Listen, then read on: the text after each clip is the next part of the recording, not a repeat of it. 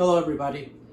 I'm doing a video today, a tutorial video on how to save a video clip from your Lorex recording device box into a USB drive.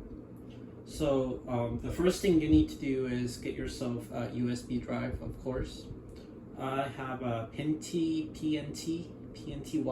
USB drive, 32 gigabytes, just enough space, just a standard USB flash drive.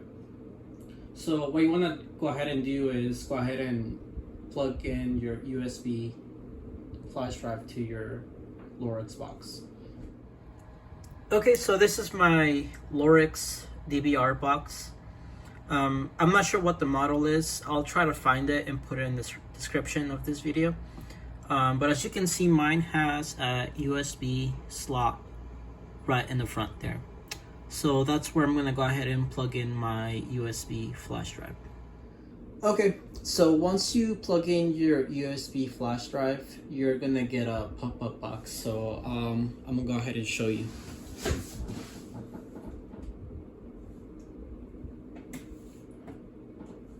Okay, so it's plugged in.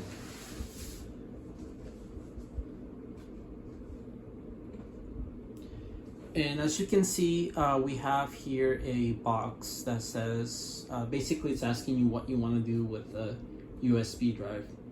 As you can see, it tells you how much space you have and how much the device is and how much is available. So what I'm gonna go ahead and do is use my mouse, and I'm actually gonna right click outside of the box. Now, next thing I'm gonna do is I'm gonna go to playback.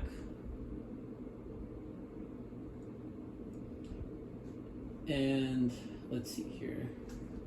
Okay, it's gonna ask me for my password. Let me go ahead and enter my password and I will show you where to go from there. Okay, so I went ahead and enter my password. I went to playback, and this is the screen that it will open. In this screen, you can access the continuous recording of your cameras. As you can see on the right corner right here, I have 4 channels, and the one that I'm gonna be looking at that I wanna extract is the one on my porch. So we're gonna go ahead and uncheck all of them and only leave porch checked. So what I'm going to go ahead and do is I'm going to click the event that I want to extract. So this is me coming out of my house. So here's the important thing. You see the timestamp on the top corner right there? We're going to keep a note of that. You're going to have to write it down or just put it somewhere.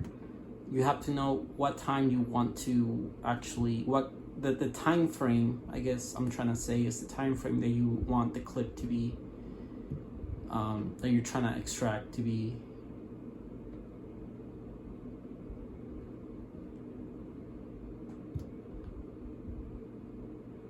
So it was pretty much for the beginning of minute 41 to the end of minute 41. So let's keep that in mind. So it's going to be 18:41.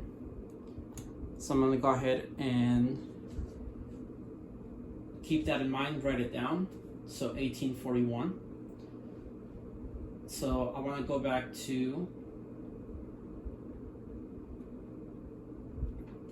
my main screen.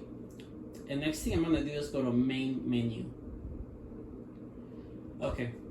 Now that you're on main menu, what you want to do is go to backup. And here is going to ask you basically the time frame. This is why I say you have to keep in mind what the time frame is that you want to back up to your USB drive. So this is today's date, 7/22/2021, and the time was 18:41, and let's say in 10 let's do 20 seconds. I believe that was the time. Okay, so as you can see, that's the start time. Next, we're gonna go to the end time. So we'll do 18, and let's do 41, 41, and 50. It's actually about around that time. Okay, so now that you have that, you're gonna go to your file format, and this is where it gets tricky, because for some reason the way Lorex exports the video, if you put in AVI, I believe that's like a mostly Microsoft video type. I have a Mac, so I put it in MP4. And the problem with that is it did export it as MP4, but for some reason when I try to use QuickTime Player, it would not let me, it wouldn't let me open it. I actually had to use a different video player. So I'll show you that in a minute.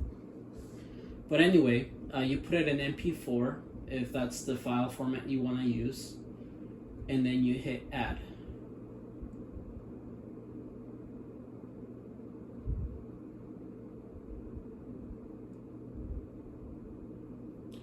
Oh, another thing I forgot to mention that is quite important. You make sure you select the correct channel. You see record channel. So my front porch is channel 3. So make sure that you keep in mind what channel it is that you're trying to record, and make sure that you select it. So now as you can see, I have the files right here. So next thing I'm gonna do is gonna go ahead and go to, let me show you guys right there where it says backup. Hit backup. Okay, so now as you can see, it's showing me that the files have been copied to the USB drive. So from here, what I can do is just do OK, and then I will right click, go back to the main menu. Now I looked for an option to safely remove the USB drive.